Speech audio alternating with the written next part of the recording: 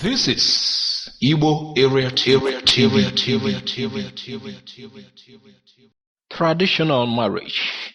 5 smart ways Igbos reduce cost of ceremony. This is by Emmanuel Jana, obindibo.com.ng.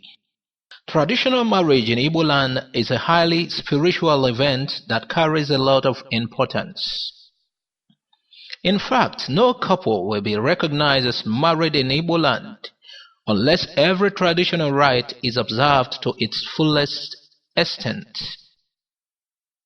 The things required to be presented to the bride's family may be a little expensive under today's rate of inflation, but the traditional marriage rite itself is simple and does not cost much, including the dowry that is paid. Traditional marriage in Igbo land, being a ceremony of love and union, typically attracts a large number of relatives, friends, and well-wishers, to the point of rendering any idea of printing invitation cards meaningless. Obviously, no one single family can successfully host 2 entire clans without applying financial prudence. But like it is said in wedding ceremonies, emotions try to run higher than reason, especially when it comes to spending. The Igbo traditional marriage ceremony is not an exception. In fact, the prices of petty commonplace stuffs often triple when the word traditional marriage is attached to them in Igbo land. This is because the sellers or service providers know that emotion typically takes the driver's seat and relegates the sense of reason to the background. On this note, our forefathers designed a smart cultural template that contains 5 ways Igbos can reduce the cost of their traditional marriage ceremonies in order to prevent the newly joined couples from going bankrupt after their traditional marriage ceremonies.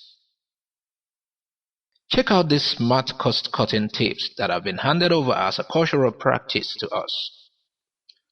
Number 1. Having all the traditional marriage rites and ceremony in one day. Admittedly, Igbo traditional marriage comes in various stages and steps, which may span a few days or weeks. However, our forefathers have permitted all the steps to be carried out on the same day if the groom had a pre-knowledge of what is required of him as contained in the marriage list and has them at his disposal. Number 2. The couple must not be physically present. It is permitted culturally for a small team or delegation from the both families to represent the entire clan in the execution of the traditional marriage.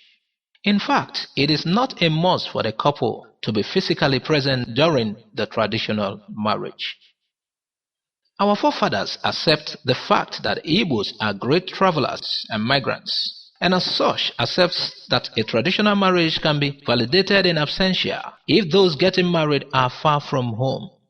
That saves costs of travels, feeding, accommodation, etc. that are associated with marriage ceremonies. Number 3. Rent and borrow attires. It is culturally allowed for the bride to rent and wear quality traditional attires. If a bride can't even afford to rent, she may borrow.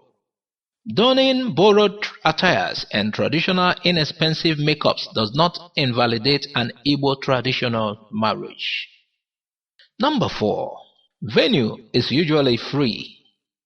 One smart way to reduce cost of traditional marriage our forefathers handed over to us comes in the insistence that the ceremony takes place in the residence of the bride's parents, which is a free venue. The couple does not need to pay a dime to host a party in front of the bride's own home. All that needs to be done is to clean up after and maybe send food around to neighbors. Number 5. Cheap, available, and reliable help from friends and family. Igbo traditional marriage is designed by our ancestors in such a way that teamwork, Team spirit and cooperation must play a part in its success. So one can be assured of cheap, reliable, and available help from the start.